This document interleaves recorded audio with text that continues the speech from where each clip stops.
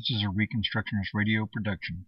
Please visit ChristendomRestored.com to download or read these and many other articles by Budget R. Marinol. The Seminary and the Death of Missions, September 2013. In my work with Christian missions around the globe, I have encountered a phenomenon that I consider threatening to the future of missions. Young men who have been converted to the message of Christian Reconstruction and who have heeded the call to evangelize their nation with the comprehensive, culture-changing gospel of the kingdom of Christ believe they need seminary education to be able to succeed on the mission field. In fact, to be honest, I struggled with the same belief in the earlier years of my mission work in Bulgaria. The Christian seminary, especially one attached to a supposedly reformed denomination in the U.S., a young missionary believes is a necessary step for him in learning theology and its practical applications so that he can effectively evangelize the people to whom he is sent. Such belief is based on an erroneous view of the nature and purpose of foreign missions, as well as on a misunderstanding concerning the real nature and purpose of modern seminaries. What does a foreign mission really do? In two earlier articles published in Faith for All of Life, I defended the thesis that foreign missions were never intended in the Bible to be an escapist undertaking of snatching individual souls and lining them up at the bus stop to heaven. Neither were they a New Testament thing. Foreign missions originated in the Old Testament were intended as a means to expand the culture, or rather, the civilization created by the law of God in Israel, to all the nations on the earth. That was Israel's very raison d'etre, to serve as a teacher to the nations, as a city on a hill and a light to the world, and the nations would see the laws of Israel and would praise their God and would desire their wisdom. Deuteronomy 4:5-8. Foreign missions then were a cultural conquest, as was the later development of Israel's diaspora, the synagogue. But since culture is defined by its laws more than anything else, the essential nature and the main focus of foreign mission was to be ethical judicial, that is, concerned with the issues of practical righteousness and justice, both for the individual and for his institutions. God's own foreign mission to Israel in Egypt culminated in Mount Sinai, where he made the covenant with them and gave them the law. From there on, Israel as a community was to be defined by the law, and Israel's purpose and meaning was to be defined by teaching the nations that same law.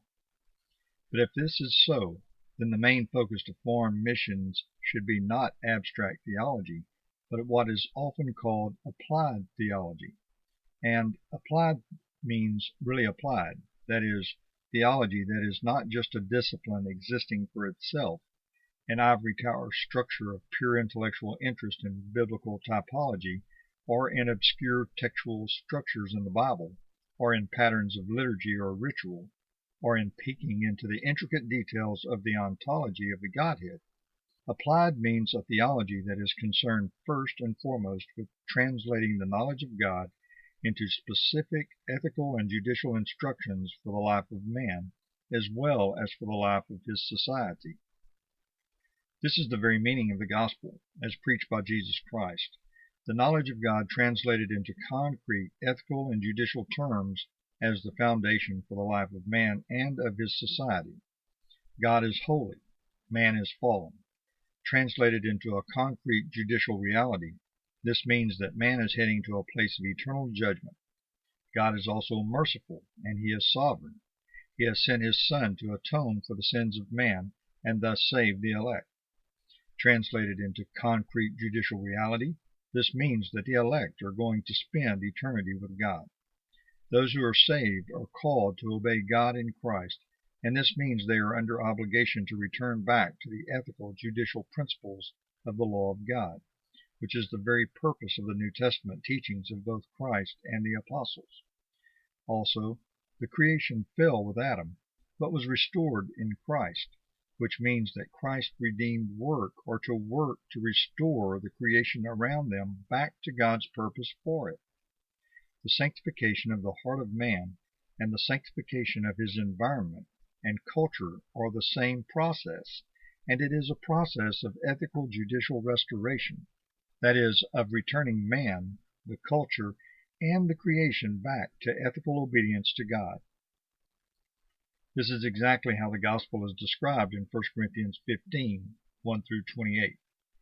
We can't understand the true nature of the gospel unless we accept the truth of this passage, that the gospel starts with the fact of our sin and Christ's substitutionary sacrifice, but inevitably leads to all things being subjected to him, that is, a world that is operating under the law of God. History is that judicial victory of Christ, of making all his enemies his footstool. Preaching or missions that are not led to this final goal of evangelism will always be incomplete and irrelevant. Evangelism can't be limited to the fact of Christ's death, or to the individual salvation of a few souls. Evangelism is about restoration of all things under God. What does a seminary really do? A Christian mission, therefore, is first and foremost an ethical judicial undertaking to change the hearts, behavior, practices, habits, customs, norms, laws of a nation so that the nation submits to God. Such a task doesn't need abstract theology. It needs a theology that informs the heart's behavior, practices, habits, customs, norms, laws as to what practical godliness is, a theology that makes the connection between the character of God and the character of man, and teaches the redeemed man to build his culture in obedience to God. So does a missionary really need our modern seminary education to be able to do his work? The modern seminary is not only unfavorable to this task of evangelism, it is in reality practically opposed to it. It is in the very nature of the modern seminary to separate theology from life, and consequently faith from life. R.J. Rushdoony called the seminary a Neoplatonic institution and pointed to the fact that teaching in the modern seminaries is modeled after Greek pagan thinking.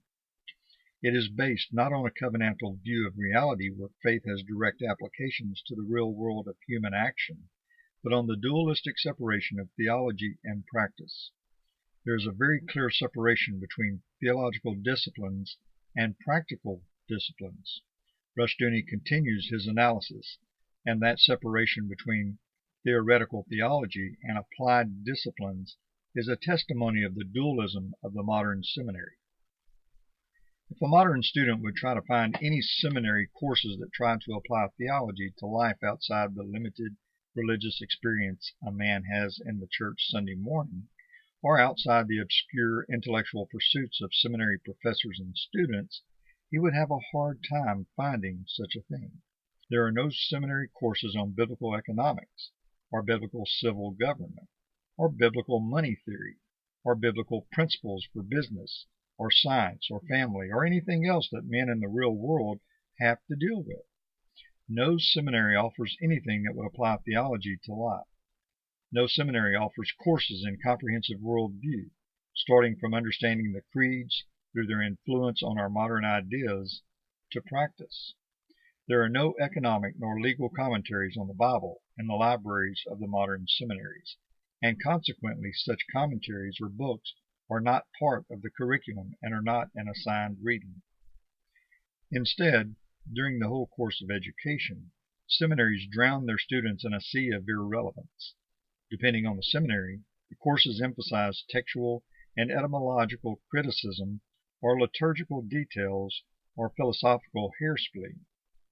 The students learn about the Bible only as much as to be able to produce endless talks or papers on obscure topics in a highly academic language. At the end, a student knows how to satisfy his professor's obsession with elitist academic philosophizing, but he hasn't learned a thing about how to change the culture of a pagan nation, or how to voice a prophetic warning about a coming judgment for ungodly practices in that nation.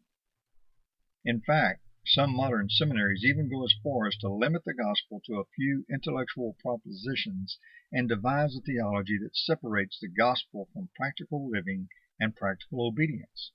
At the end, obeying God is not part of the gospel, and the seminary graduates are only trained to preach and teach that limited, truncated gospel divorced from the Great Commission. Can the seminary generate church leaders? As elitist as the culture in the seminaries is, it is far from being even close to producing true Christian leadership. Elite is not the same as leadership, and leaders are not produced through training in Neoplatonic irrelevance.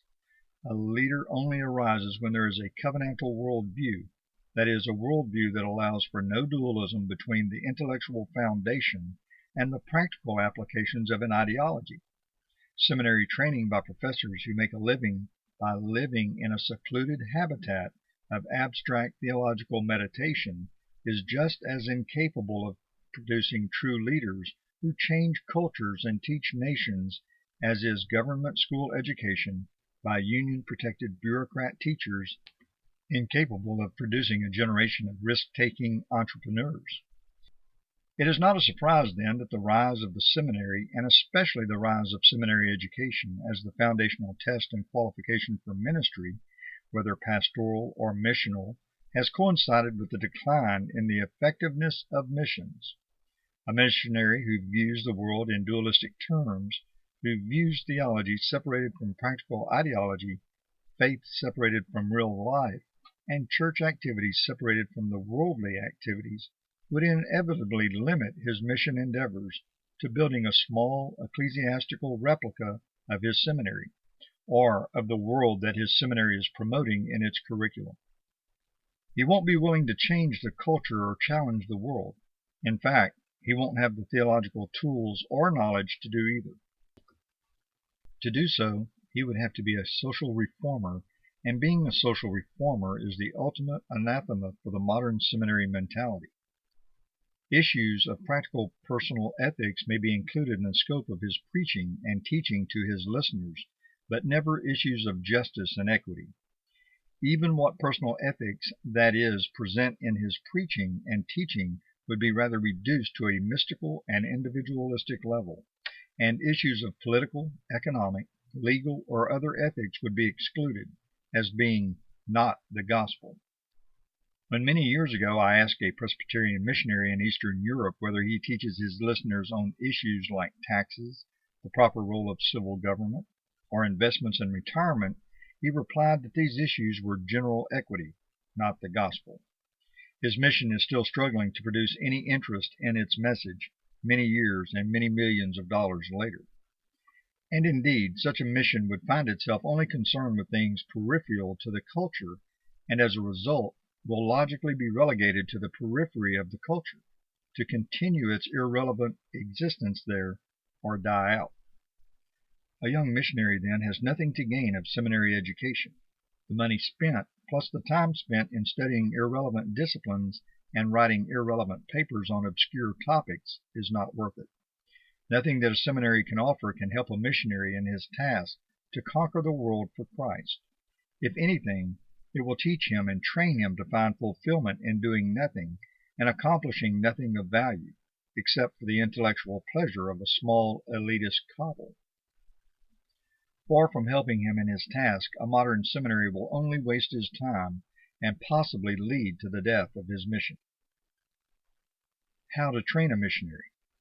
The question then remains, where would a missionary get his theological education? Here I would offer my definition of a leader that has served me well in my work.